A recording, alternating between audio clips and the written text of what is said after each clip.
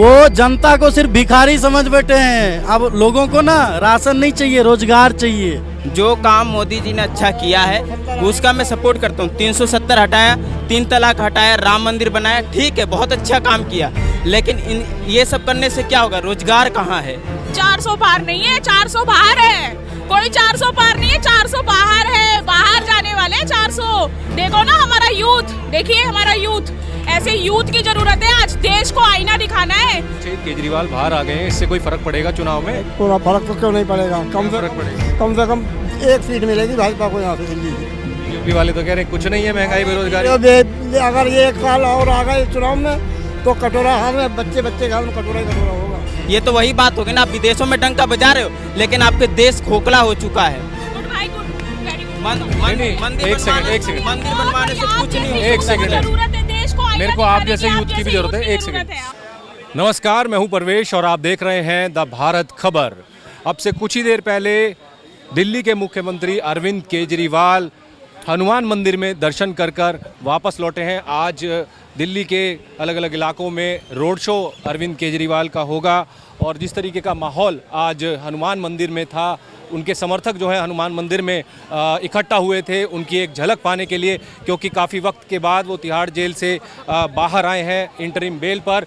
कुछ लोग हैं यहाँ पर, उनसे बात करने की कोशिश करेंगे जो यहाँ पर अरविंद केजरीवाल को सपोर्ट करने के लिए आए हैं। क्या नाम है सर आपका? क्या नाम है भाई? स्वप्निल। स्वप्निल, क्या नाम है भाई? स्वप्निल। स्वप्निल, जिस तरीके से अरविंद जी आज हनुमान जी के दर्शन करने के बाद निकले हैं, उसके बाद रोड शो भी करेंगे, किस तरीके का माहौल है? क्या चुनाव यहाँ से पलटेगा? जैसा कि आम आदमी पार्टी के लोग ये दावा कर रहे हैं कि भाई केजरीवाल के बाहर आने से बहुत ज़्यादा फ़र्क पड़ेगा, वहीं बीजेपी ये कह रही है कि नहीं, कोई फ़र्क नहीं पड़ने वाला है। भ्रष्टाचारी थे, अंदर भी भ्रष्टाचारी थे, बाहर भी भ्रष्टाचारी है। फ़र्क तो पड़ेगा और चेंज का ही माहौल है, चेंज ही होगा।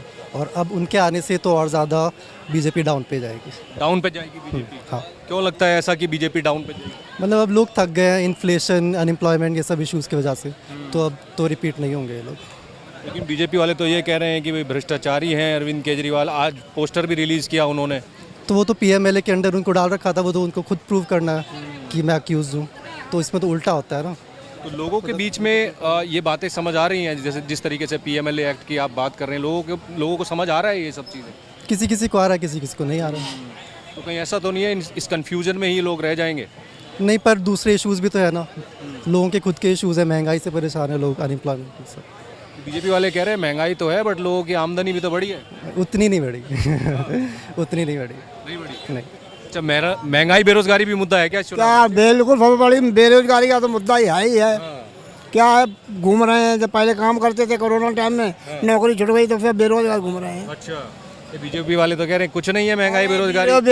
अगर ये 1 साल और आ गए चुनाव में तो कटोरा हाथ में, बच्चे के हाथ में कटोरा ही कटोरा होगा। अच्छा, ये केजरीवाल बाहर आ गए हैं, इससे कोई फर्क पड़ेगा चुनाव में? पूरा फर्क तो क्यों नहीं पड़ेगा? कम से कम 1 सीट मिलेगी भाजपा को यहाँ से दिल्ली से। अच्छा, कम से 1 ही मिलेगी, ज़्यादा नहीं मिलेगी। अच्छा, 1 ही सीट मिलेगी? सर, अब राजनीति में बहुत बड़ा उलटफेर होने वाला है क्योंकि केजरीवाल वापस आ गया। और सबसे पहले सर, ये उन लोगों के मुंह पर एक बहुत बड़ा तमाचा है जो लोग केजरीवाल को गलत कहते थे। अगर केजरीवाल गलत होता तो वो बाहर नहीं आ पाता। सुप्रीम कोर्ट उसे नहीं छोड़ती। लेकिन सर, मैं आपको बता दूं कि केजरीवाल जीतेगा भी। तो अमित शाह तो ये कह रहे हैं इंटरिम बेल पे बाहर आए हैं, फिर अंदर जाएंगे, सरेंडर करना होगा 2 तारीख को। उनकी बात तो छोड़िए, वो तो पागल है, वो सच में पागल है। अच्छा, हाँ। एक बात बताइए, योगी जी क्या कहते हैं कि जिनको रोजगार नहीं मिला वो राम मंदिर के बाहर बैठ जाए। ये एक मुख्यमंत्री का कहने का मतलब बनता है कुछ? मतलब जिनको रोजगार नहीं मिला वो राम मंदिर के बाहर बैठ करके भीख मांगे तो रोजगार मिल जाएगा? कितनी बेहुदी बातें करते हैं वो लोग। तो ये कह रहे हैं कि राम मंदिर बन गया, 370 हट गई, बस हो गया अब तो। सर देखिए, जो पार इसी पे जो काम मोदी जी ने अच्छा किया है उसका मैं सपोर्ट करता हूँ। 370 हटाया, 3 तलाक हटाया, राम मंदिर बनाया, ठीक है, बहुत अच्छा काम किया। लेकिन ये सब करने से क्या होगा? रोजगार कहाँ है? पढ़े लिखा युवा आज घर पे घूम रहे। आज एक हिंदू कॉलेज के प्रोफेसर, मैं दयाल सिंह कॉलेज में पढ़ता हूँ, फाइनल ईयर है मेरा। वहाँ के भी कई ऐसे प्रोफेसर हैं जो गेस्ट टीचर के तौर पे थे, लेकिन उनको परमानेंट नौकरी नहीं मिली। अब वो 45 साल के, 50 साल की उम्र में जाए तो जाए कहाँ? तो प्रधानमंत्री जी बोल तो रहे हैं इतना जो ये इंफ्रास्ट्रक्चर डेवलप हुआ है उसमें रोजगार के इतने सारे जो है विकल्प आ गए हैं। सर सिर्फ वो बोल रहे हैं, सिर्फ वो बोल रहे हैं, कर कुछ नहीं रहे हैं। हाँ जी, कर कुछ नहीं रहे। क्या क्या करना है? हाँ करने के लिए बहुत कुछ कर रहे हैं वो तो, हाँ लेकिन जो अंधभक्त है उनको दिखाई नहीं देता। अंधभक्त जो है उनको दिखाई नहीं देता। उनके खिलाफ अगर कोई बोले तो कोई सुनना उनसे पसंद नहीं करता। भक्त नहीं है, जो मोदी भक्त है उन्हीं को दिखाई देता है। अंध वो अंधभक्त ही वही तो होते हैं। और आप मेरे को एक बात बताइए, इन्होंने 10 साल में कितने प्रेस कॉन्फ्रेंस कर लिए? इतिहास रहा है तो कांग्रेस का इतिहास रहा है, गांधी जी का इतिहास रहा है, ठीक है, उसके बाद इंदिरा गांधी का, संजीव गांधी का, राजीव गांधी का, सोनिया गांधी का, इन लोगों का इतिहास रहा है। मोदी जी का क्या इतिहास रहा है कि इन्होंने राम मंदिर बनवा दिया? कह रहे हैं प्रेस कॉन्फ्रेंस से ही थोड़ी देश चलेगा, बाकी तो काम कर ही रहे हैं। क्यों नहीं चलेगा सर? अच्छा, तो मणिपुर पे इन्होंने कोई बात नहीं किया, ठीक है, हमारी बेटियां जंतर मंतर पे मरती रही, उन पे इन्होंने कोई बात नहीं किया, और बस सूट पहन करके घूमते रहते हैं, विदेशों में यात्रा करते रहते हैं। क्या इनसे देश चलेगा? कह रहे डंका बज रहा है विदेशों में। तो ठीक है, मैं बताता हूँ, अगर डंका विदेशों में बज रहा है और अपने घर में खोखला है, ये तो वही बात हो गई कि आप मंदिर में जा करके देवी को पूजा कर रहे हो और अपने घर में अपनी माँ को पूजा नहीं कर रहे हो, अपने माँ को अपने ध्यान नहीं दे रहे हो। ये तो वही बात हो गई ना, आप विदेशों में डंका बजा रहे हो लेकिन आपके देश खोखला हो चुका है। गुड भाई, गुड, वेरी गुड। मंदिर एक सेकंड मंदिर बनवाने से कुछ नहीं हो एक सकता। सेकंड, जरूरत है देश को, मेरे को आप जैसे यूथ की भी जरूरत है। एक जरूरत सेकंड, है आप लोगों को। एक सेकंड बात करेंगे आपसे भी। मेरे को जाना जिस है। तरीके से अरविंद केजरीवाल को इंटरिम बेल मिली और फिर वो बाहर आए, क्या फर्क पड़ने वाला है इससे चुनाव पर? सर देखो, ये तो आप अच्छे से जानते होंगे, मोदी जी को ये चाल उल्टी पड़ चुकी है। आपने देखा होगा जब से सीएम सर को इन्होंने जेल में डाला, माहौल पूरा का पूरा गर्मा चुका है। वो कहीं ना कहीं आजकल आप जब भी देखोगे न्यूज़ में मोदी जी क्या बोलते हैं, कोई मुद्दे पे बात करते हैं? आपने सुना? आप खुद एक पत्रकार हो, आज तक कोई मुद्दे पे बात नहीं हुई। हम तो अडानी अंबानी का भी नाम ले लिया। तो लेंगे ना सर, उनका नाम तो लेना बहुत जरूरी है। आने वाले समय के लिए सेव करना खुद को भी तो जरूरी है ना, मोदी जी को खुद को भी तो सेव करना जरूरी है। पहले वो उनके आका थे, मालिक थे, आज वो देश में भ्रष्टाचारी हो गए। क्यों हो गए? ये तो पूरा हिंदुस्तान जानता है सर, क्यों हो तो गए। रहे आम आदमी पार्टी वाले वो टेम्पू कहाँ हैं, पूछ रहे हैं राहुल गांधी तो भी। टेम्पू बताओ ना कहाँ है? वो टेम्पू मोदी जी के घर पहुंचा होगा ना, तभी तो उनको इतना पता है वो टेम्पू कहाँ है। टेम्पू की बात उन्होंने कही कैसे? कहीं ना कहीं यहाँ से निकल गया ना, लिपसिंग हो गई ना, बोल पड़े ना, वही हुआ है। मोदी जी तो कह रहे हैं 400 पार है इस बार। 400 पार नहीं है, 400 बाहर है। कोई 400 पार नहीं है, 400 बाहर है। बाहर जाने वाले 400। देखो ना हमारा यूथ, देखिए हमारा यूथ, ऐसे यूथ की जरूरत है। आज देश को आईना दिखाना है, देश को आईना दिखाना है। ऐसी सरकार को, ऐसी भ्रष्टाचार सरकार को देश से उखाड़ फेंकना है। क्यों फेंकना है? क्या आज कि ये है वो दिल्ली है? के मुख्यमंत्री को कह रहे हैं शराब घोटाला किया है इसलिए अंदर है, भ्रष्टाचार पर एजेंसियां कार्रवाई कर रही है, दिक्कत क्या है? प्रूफ कहाँ है? का है यार, ये प्रूफ? सिर्फ दीजिए बीजेपी ना। वाले कह रहे हैं, सिर्फ आम और जनता नहीं मैं कह रही कहती हूँ सिर्फ और सिर्फ डर की राजनीति है। सिर्फ और सिर्फ डर की राजनीति है। भाजपा सरकार पूरी तरह से डर चुकी है। दिल्ली में आप देखो, विधानसभा इनके हाथ से गई, क्या कहते हैं, निगम इनके हाथ से गया। इन्हें पता लोकसभा भी जाने वाली है, तो कहीं ना कहीं तो डर बाहर निकल के आने वाला है। ये तो कह रहे हैं एक ही सीट आएगी दिल्ली में। अरे इनके लिए एक सीट आएगी ना, जनता दिखाएगी। एक से क्या होता है, जनता दिखाएगी। कितनी सीट आएगी? एक हाँ जी, 1 जून को फैसला हो जाएगा। पिछली बार भी जब दिल्ली की चुनाव हो रही थी विधानसभा की, तो कहा था इतनी सीटें आएगी, और जब फाइनल डिसीजन आया तो मोदी जी साथ बैठ गए। वो मार्केटर बहुत अच्छे हो सकते तो हैं, पिछली बार लेकिन दिल्ली के लिए पिछली नहीं बार हो तो सकते हैं। लोकसभा में भी यही कहा गया था, लेकिन फिर भी बीजेपी जीत गई 7 सीटें। ठीक है, जनता को, किसी आदमी को आप कितनी बार में ठग सकते हैं? एक बार मैं आपकी बातों में आ सकता हूं, चलो मैं दूसरी बार भी आ गया ना समझूं, तीसरी बार आने से पहले 2 दफे का परिणाम तो सोचूंगा, फिर जाऊंगा कह आपके रहे हैं साथ। तीसरी बार जो है 370 और राम मंदिर देख लेंगे फिर दोबारा लोग। आप चिंता ना करो, अब लोग समझ चुके हैं कि मंदिर में सिर्फ पूजा होती है, पेट नहीं भरता वहाँ से। आस्था का सब्जेक्ट है, और आस्था से पेट नहीं चलता। पूजा पाठ करने के बाद भोजन भी मोदी चाहिए। जी दे तो रहे हैं 80 करोड़ लोगों को राशन मुफ्त। वो जनता को सिर्फ भिखारी समझ बैठे हैं। अब लोगों को ना राशन नहीं चाहिए, रोजगार चाहिए।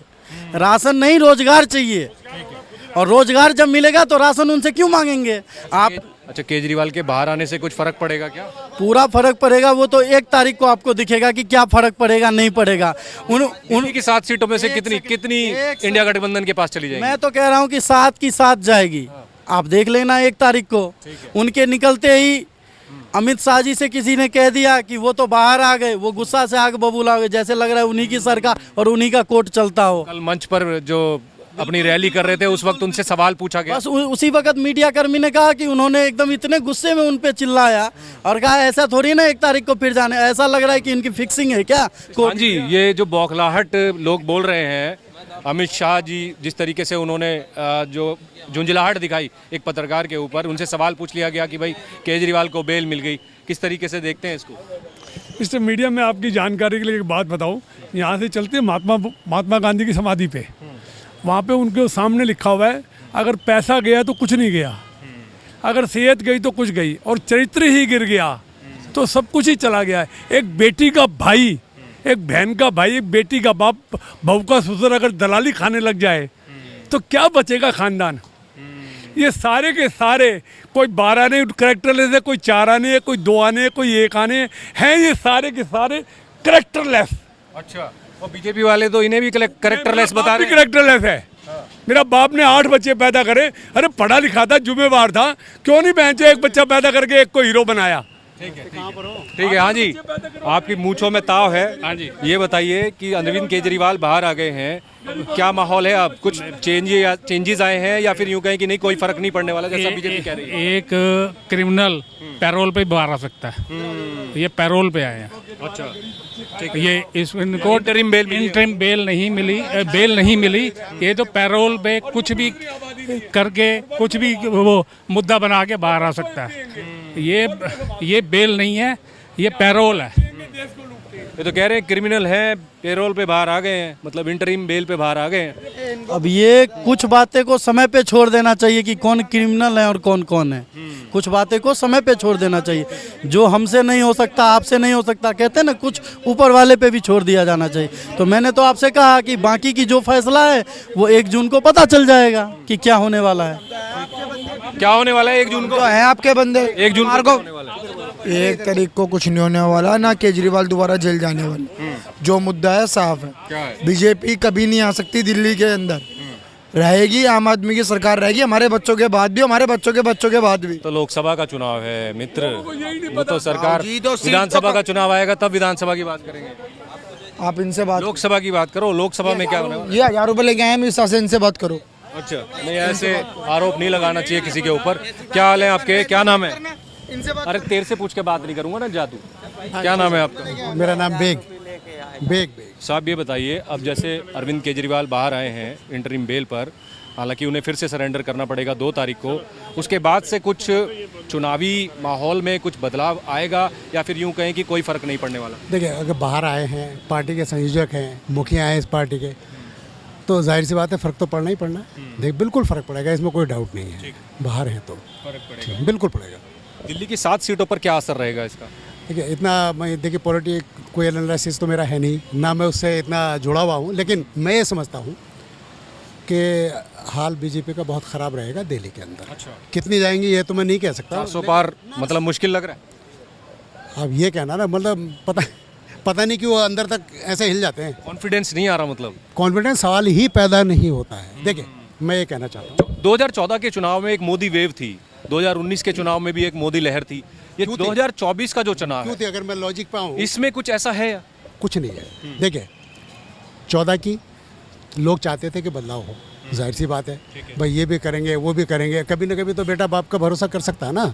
बट इनकम नहीं है, क्या बेटे कोई बात नहीं, अगले महीने सैलरी आएगी तो इतने बढ़िया कपड़े बनाऊंगा, लेकिन मौका उसका है नहीं। 2 बार 3 बार विश्वास करेगा, फिर नहीं करेगा। चलो 14 में तो इसमें चले गए कि 15 करोड़ भी आएंगे और ये भी होगा और वो भी होगा, भरोसा कर दिया। मैं भी बड़ा खुश हो गया, 15 लाख आएंगे तो अच्छा क्यों ना देख लिया जाए। खैर, देखा। दूसरा, भगवान जानता है या हमारे जो प्रशासन है, जो देश को चलाने वाले हैं, देश जिनके हाथ में है, या वो जानते हैं। अगर पुलवामा नहीं होता तो 2019 में गवर्नमेंट नहीं आती। I am retired from army, I am serve 34 years and colour service. Agniveer का भी कोई असर है क्या इस चुनाव में? देखिए, ये समझ अपनी, हो सकता है मैं गलत हूँ, क्योंकि मैंने उस आर्मी को ना 34 साल देखा है। अग्निवीर बहुत ही घातक स्टेप है इंडियन आर्मी के लिए। Indian army world famous discipline में दुनिया मारती है हमारी आर्मी को। अब आप मुझे ये बताइए, मैं आपसे कहूँ या आपके बेटे से कहूँ कि बेटे आप 4 साल के लिए हम आपको अग्निवीर में भेज रहे हैं, आपको वो पे स्केल नहीं मिलेंगे, आपको वो फैसिलिटी नहीं मिलेगी, आप एक्स सर्विसमैन नहीं माने जाएंगे और जाओ बेटे सेना में भर्ती हो जाओ। एक मतलब मैं मेरी सोच है, हो सकता है कि गलत हो, लेकिन जो मैंने देखा ना वो मैं आपको बताना चाह रहा हूँ। एक सोल्जर बनने में 4 साल तो ट्रेनिंग है, 1 साल आप फिजिकल ट्रेनिंग करेंगे, वहाँ तो 4 साल में रिटायरमेंट हो गई। हाँ 1 साल, उसके बाद आपको वेपन ट्रेनिंग होगी, फिर फौज आपको खाली बैठ कर नहीं खिलाएगी, फिर आपको कोई ना कोई ट्रेड जिस लायक आप हैं, आप ड्राइविंग कर सकते हैं, ठीक है, या कोई दूसरा टेक्निकल काम कर सकते हैं, उसकी ट्रेनिंग देगी। मतलब आपको 4 साल वो ट्रेनिंग ही देती रही, देश के काम कुछ नहीं आई, ठीक, आपने खर्च किया। अब वो जब थोड़े ट्रेंड हो गए, मैं उससे कहूँगा बेटे सामने जाओ, या इस पोस्ट पर चले जाओ, ठीक है, बारामूला पोस्ट पे चले जाओ, वहाँ से एनिमी का फायर आ रहा है, जाओ बेटे उसको संभालो। वो पहले घुमा के कहेगा कि बेटे पहले तुझे संभालता हूँ मैं, तो उसको तो बाद में संभालूंगा। 4 साल में बीवी बच्चों को, घर वालों को छोड़ के आया हूँ, 4 साल में घर जाना है ना, मुझे पेंशन। आपका ये मानना है कि सेना कमज़ोर होगी इससे? बिल्कुल। ठीक, क्या नाम है सर आपका? अरविंद सिंह। अरविंद सिंह, ये बताइए, बात हम केजरीवाल की ही करेंगे क्योंकि इंटरिम बेल पर बाहर आए हैं, क्या असर रहेगा इन 7 सीटों पर, दिल्ली की पर और बाकी देश की सीटों पर India alliance? Sir India alliance इस बार आ रही है, फुल बहुमत से आ रही है। अच्छा, हाँ जी, इस बार बीजेपी की हालत ख़राब है। क्यों ऐसा? हैं, आप तो पत्रकार हैं, जगह जगह घूमते होंगे, आप हमसे ज़्यादा बेहतर बता सकते मैं हैं। आपसे जानना चाहता हूँ। वही तो मैं कह रहा हूँ, तो आप आम पब्लिक की राय लेते होंगे, आपको भी पता होगा। तो हम लोग भी गली मोहल्ले घूमते हैं, तो वहाँ हर कोई नाराज़ है बीजेपी से। क्या कारण है उस नाराज़गी का? बेरोज़गारी, महंगाई। महंगाई और बेरोजगारी इस चुनाव में प्रमुख मुद्दे हैं, आप ये कह रहे हैं? हाँ जी बिल्कुल। ठीक है। बीजेपी तो ये कह रही है कि हमने बहुत मतलब राष्ट्रहित के बहुत काम करे हैं और लोग राष्ट्रहित के मुद्दों को देखेंगे क्योंकि आम चुनाव है ये, और राम मंदिर, 370, इंफ्रास्ट्रक्चर डेवलपमेंट, हाईवेज जो फैलाए हैं उसको लेकर लोग सोचेंगे और बीजेपी को 400 पार कराएंगे। बिल्कुल नहीं चाहिए, नहीं होगा 400 पार, नहीं होगा। 150 भी आ जाए तो मुश्किल है। अच्छा, हाँ जी। लहर है क्या मोदी की? नहीं है, कोई लहर नहीं है। नहीं। हाँ जी, मोदी की लहर है। मोदी की लहर है और राष्ट्र हित में ही वोट होगा, बस राष्ट्रहित में ही होगा जी। ठीक है। और जो भी 400 पार जो भी कार्य हुए हैं देश हित में हुए हैं अभी तक बीजेपी के द्वारा। अच्छा, हाँ, उसमें मोदी लहर है, बिल्कुल है, 100% है।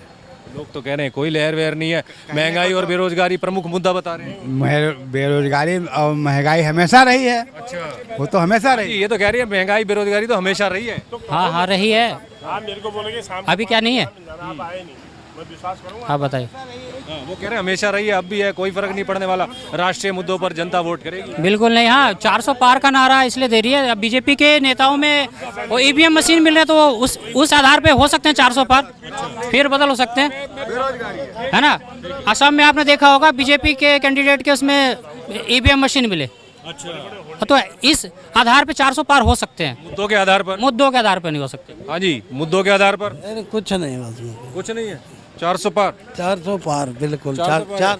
क्या कारण है 400 पार का? देश राष्ट्र हित में है, वो काम हो रहे हैं बस, और क्या करना। कोई ऐसे 5 काम बता दीजिए प्रधानमंत्री नरेंद्र मोदी की सरकार के, जो यूं कहें, जो उनके आलोचक हैं अभी जितनों ने उनका विरोध किया, उनका मन बदल जाए उन 5 कामों कर सुनकर। इसके राष्ट्र हित में काम होगा, भी मैं कुछ नहीं बोलना चाहता, प्लीज। अच्छा, ठीक है, ठीक है। हाँ जी, कितने लोगों से आपने बात किया तो उसमें से कितनी लहर निकली आपके पास? आपने अभी यहीं कम से कम 50 लोगों में बात की, उसमें से 2 मिले होंगे या 3 मिले होंगे, उससे आप आंकड़े लगा सकते हैं। इसी से अंदाजा मिल जाएगा। क्या आपका अंदाजा बताइए? मेरा अंदाजा यह है, इस बार गठबंधन की भी सरकार बन रही है और जो केजरीवाल जी अभी बाहर आए हैं जमानत पे, इससे बहुत फर्क पड़ेगा। और वैसे भी उनके अंदर जाने से भी उनको बहुत बड़ा समर्थन मिला, जर्मनी से भी, अमेरिका बीजेपी से तो भी। ये कह रही है भाई जिन लोगों को अरविंद केजरीवाल गालियां देते थे उन्हीं लोगों के साथ अब वो ठगबंधन कर दिया है। नहीं सर, कहने तो अभी तक उन्होंने क्या क्या कह दिया, कौन सी बात सही निकली ये खुद आप अंदाजा लगा सकते हैं। जितने उन्होंने वादे किए थे उसका ठीक उल्टा हो गया। बोला उन्होंने बोला कि काला धन आएगा, सबके खाते में 15-15 लाख आएंगे, वो भी नहीं आया। उसके बाद उन्होंने बोला कि क्या नाम कहते हैं, हम हर एक को रोजगार 200 2 करोड़ लोगों को रोजगार देंगे। रोजगार देने के बजाय लॉकडाउन के बाद 2 करोड़ लोगों का रोजगार वैसे ही छूट गया। और उसके बाद क्या कहते हैं, उन्होंने जब से सरकार बनी है मुझे तो ऐसा लगता है सिर्फ पब्लिक का माइंड डाइवर्ट करने के अलावा और कोई काम नहीं हुआ। और वो तो कह रहे हैं देश की जीडीपी इतनी तेजी से बढ़ रही है। उन्होंने बोला देश बिकने नहीं दूंगा, तो आज तो सारा कुछ बिक गया। इस बात फिर को कौन देखेगा? कुछ करा नहीं तो जीडीपी इतनी तेजी से क्यों बढ़ रही है? जीडीपी इतनी तेजी से क्यों बढ़ रही है ये तो वो कह रहे हैं। जनता से पूछिए आप, जनता क्या कह रही है। देखो, जनता ही सरकार बनाती है और जनता ही सरकार गिराती है। ये चीज़ फैक्ट है, इसको मानना पड़ेगा।